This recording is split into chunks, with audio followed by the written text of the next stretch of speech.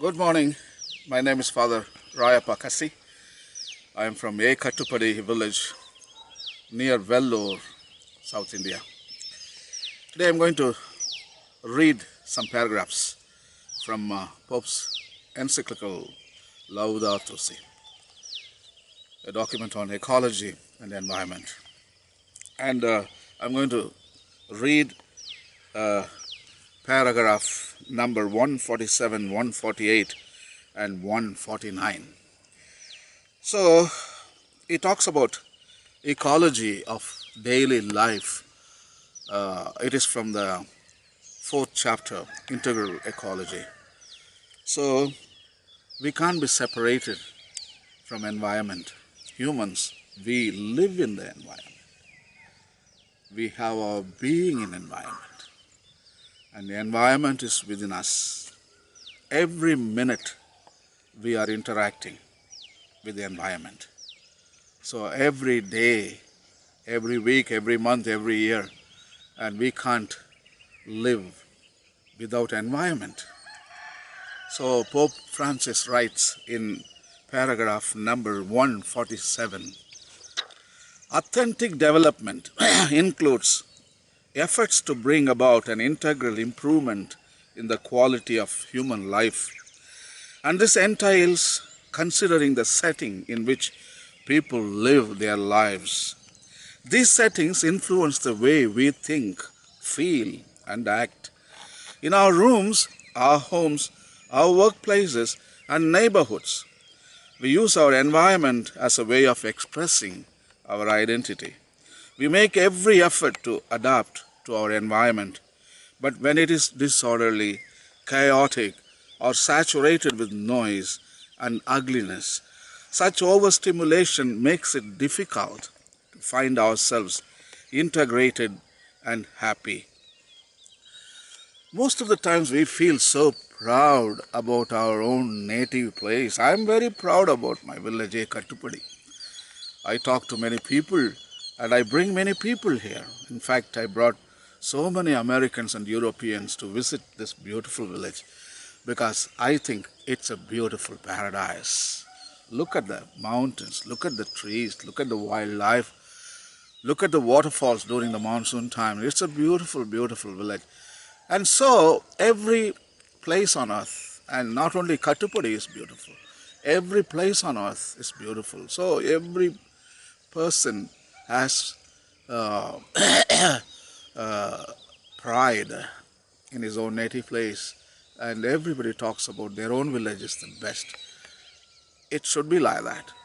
So the environment is so beautiful, and we feel proud about our environment, and we express through our environment. And when environment is beautiful, you feel good. Your reputation, your stimulation, and your self-esteem goes up. So I feel so proud that I'm born, and I was born in Kattupadi village. I'm so proud about it. So do other people. So Pope is simply telling that environment gives us inspiration, gives us impetus to talk about our own life to other people.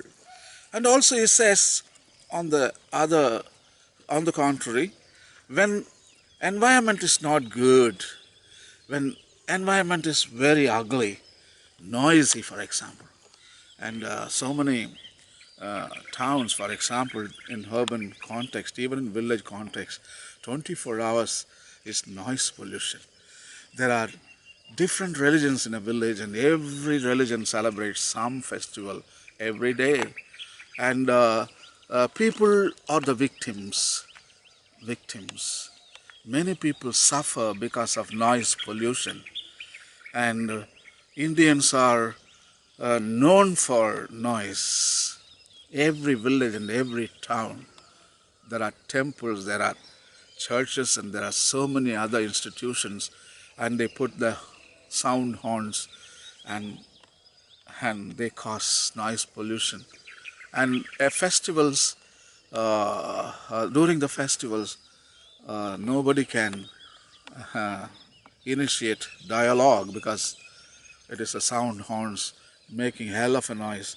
Nobody can talk to each other, and that sound pervades the homes, and elderly people pay a big price for that because a sickness called hyperacusia, that means irritation in the noise, because noise is measured by decibels, and noise can range from minus 20 decibels to all the way plus 2000 decibels.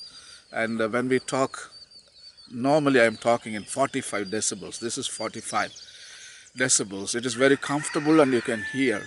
When I talk little bit like that, it's a 65 decibel and it's irritating. When I talk little more, irritation, that is 85 decibels, and your ear can experience hyperacusia.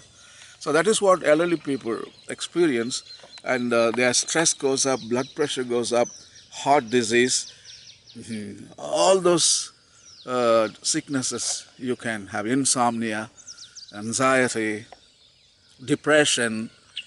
I mean, noise is the source of all these kinds of diseases.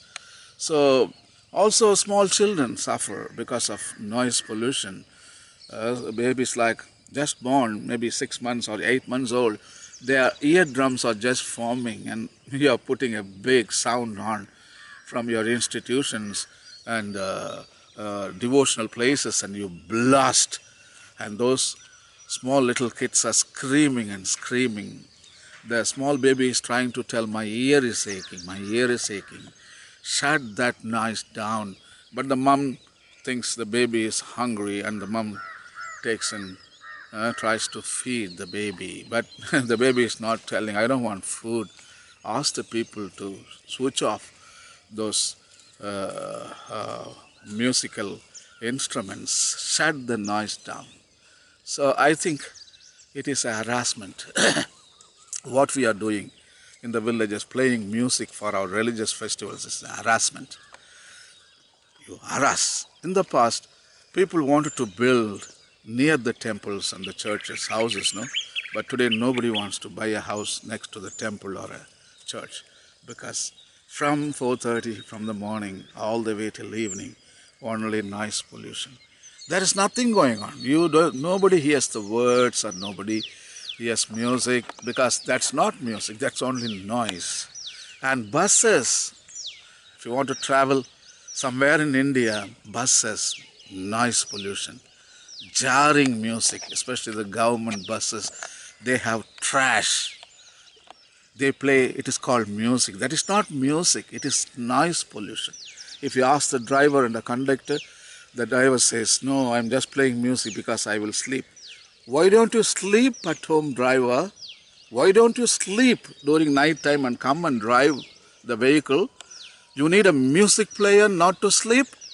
What is wrong with you? What is wrong with you? What is wrong with our transport system? Take all those musical instruments from the buses and trash them. We don't want to hear your music in the bus. We want to travel peacefully.